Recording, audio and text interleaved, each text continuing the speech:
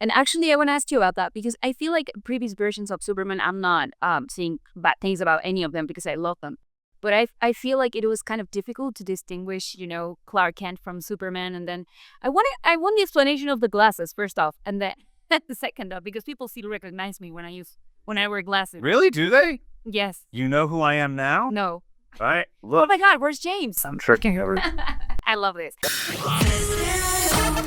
Con Gaby Cam y Javier Ibarreche. So James, welcome to the estreno. I'm happy to be here. Thank you for having me. And you are the master of giving us comedy, but also very heartfelt stories. And I want to ask you, Superman has a different tone from everything you've done before. So what was that rule that you, from the beginning, chose to break to create this film? Oh, there's so many rules I broke of my own in this movie. I mean, I would say rules that I broke. I think there's so many things that are different about this movie for me from other films that I've made. So, there's, I've always had, movies that are very song-centric, many, many songs. And even back to Slither and Super in my, early films, this is a movie about the score that was created by, John Murphy and Dave Fleming in conjunction with John Williams. This is a movie in which there's a lot of humor, but it is not, a comedy, I think, in the same way a Guardians of the Galaxy movie is. There's lots of funny stuff. But at the core, it's about these characters, and it's a little bit more serious in that respect. And I think that I've always, told stories about outcasts. And I think the interesting thing about Superman is he's both the ultimate outcast and the ultimate insider. It's hard to say a guy that can lift buildings is a misfit or an outsider. But he's also an alien, but he's also this incredibly handsome guy, but he's also this bubbling, nerdy reporter. But he's also, and so he has these two sides of his personality. And I really relate to those two. I think I have those two sides of my personality where I relate well to people. I feel like I'm a part of the group. I don't feel like an outsider in that respect. And in other ways, I grew up feeling on the outside all the time. So I think that he's such a different character for me. It was a big challenge, and I hope we did the best we could. What was the key for you to make two different sides of this same character? We explain the glasses in the movie. You'll see the movie. We actually explain them because, to be honest with you, that was always something that bothered me about Superman. And I know people say, well, it's a fantasy. You just believe it. It's just what it is. You have to go with it, just like he can fly. And I'm like, yeah, but I can go with he can fly because he's an alien. But I never quite, I always didn't quite buy the glasses. And so I had to find an explanation for it. And we find an explanation for it in the movie. But I also think you can see that David does really look different as Clark Kent. His personality is completely different from, in his broccoli boy hair and his glasses and his bumbling oafish nature and his oversized, suit. And then he's this square-jawed guy. Like, you can see at first look, you might not know it was the same guy. But that's not the explanation. The explanation's in the movie. I'm going to watch it, of course. I'm not going to ask more, don't worry. And, I want to ask you about this because I know this film is going to be released in a very special date for you. Yeah. And I was just telling you before that I'm thankful for what you do because you have allowed me to deal with grief with your films and loss. And I wanted to ask you, does that help you too, like as a director, to create characters in this world, somehow help you deal with your own personal things? I don't know. I don't know. Sometimes I think I probably create so much that I'm actually running from those other things. But I do know that dealing with grief has made me, July 11th is my father's birthday. My father died 5 years ago. He was probably the closest person to me in the world. And it was difficult.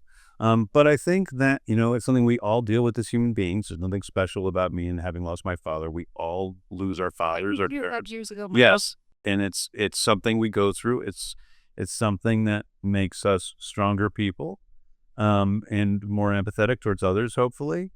I also, the thing I think about sometimes when I think about my dad and I'm driving down the street and all of a sudden, and it happens every day, every other day, I think, my God, I'm so grateful and so lucky that I loved someone so much. And I loved someone so much and someone loved me so much that I feel this grief. That grief is a blessing because that means I loved and somebody loved me. And what a gift that is, really. And definitely my relationship with my father is in some ways, is very much in Superman's relationship with Pa Kent. I don't think about that when I'm writing it. I just think about Superman and Pa Kent. But when I listen to some of the things that you said, it's very much like my father. Yeah. I just want you to know that you make it better for the rest of us. So I'm gonna cry also. But it really means the world to me to be able to talk to you here, tell you this, because I didn't think I would have the chance. Oh, but I just wanted to thank you. I appreciate that. I love the fact that Superman is a symbol in his own universe, like in his own world, in Metropolis, and but he's also a symbol in our world, as the film. What do you think he stands for nowadays, especially because he has always reflected what's going on in society? I think really he's just a symbol for goodness. That's it. I mean, it is, people say hope. I don't really think it's fully hope. I think it's goodness and kindness that Superman stands for.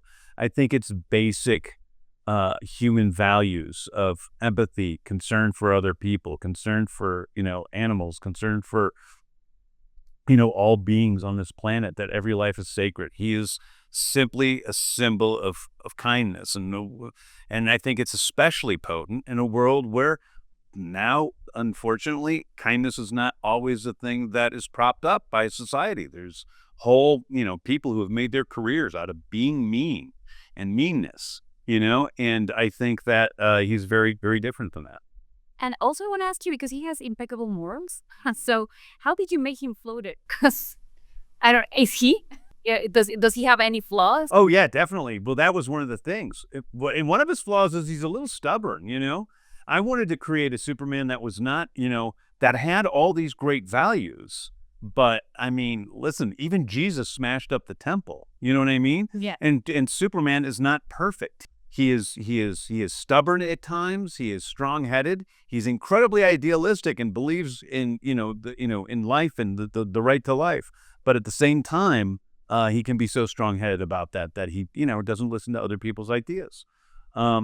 So I think that, he can become frustrated in this world of ours, because this world of, the DCU is very much like our world, that has a lot of values that are very different from him, and that's frustrating for him. And he doesn't always handle it with, perfect grace. I love this interview. I don't want to leave, but I have to let you do other interviews. Thank you so much for your time, and for being so open. Thank you so much. Thank you.